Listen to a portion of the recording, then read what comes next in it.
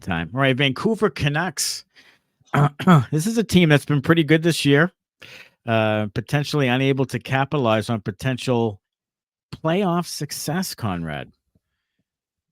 Yeah, so I take a look at this team. I also fired off a few tweets about this and got myself into some hot water because my team got on a nice long losing streak, but it's not the point. Is I've watched the Canucks from the start of the season and they had a bit of a dip.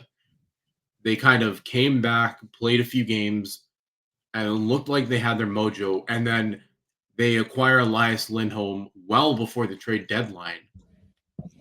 And now you have this team that's kind of struggling to keep afloat. Like, I think since acquiring Lindholm, they're just barely above 0.500, which isn't good because he's supposed to be an impact guy and he's your third line center. Going into the playoffs, you have guys who should make the lineup who aren't going to make the lineup because they're going to get pushed down the depth charts. And I watched Vancouver. I think they're frauds because of their lack of just finishing. They don't have that it factor. Like, yes, you got Pedersen and Besser, but like, you don't got a guy who's going to go in there and take control of the game. Yeah, I mean, here's the thing about Lindholm is that Smitty and I talked about on the Bruins podcast. We didn't really want Lindholm on the Bruins because he really hadn't been producing that much. And Smitty was definitely someone who just would rather not use the capital to get him and would not like to extend him. Yeah, I mean, especially for that price. Right. Like, yeah, that's the thing. I think the price is coming down. Like every game he plays, the price is coming down lower and lower. I mean, he'll be an effective third line center, but he wanted 9 and change from Calgary. That's not the price of a third line center. So, if he's going to not really produce and he's going to be getting less minutes, he could be a suitable third line center, face-off guy, and put up 40 points. That's nice, but you're certainly not getting top of the market money for that. And I think you're right, Conrad. I think since he's gone to Vancouver, they've kind of haven't really been able to find where he fits well with that team. And he's just not really producing like they thought he would. I think they thought he would come in and really give a lift to their bottom 6 and really kind of stabilize and energize that group, and he really hasn't done it.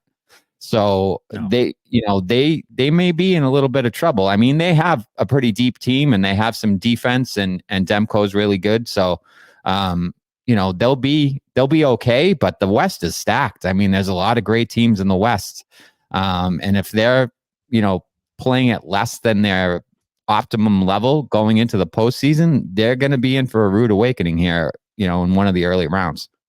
And Lindholm's out now with a hand and wrist injury, and he's out for a little bit of extended period of time. So it could be into the playoffs that he's out. So that kind of backfired on them to give him any sort of balance or stability there with the addition of Lindholm.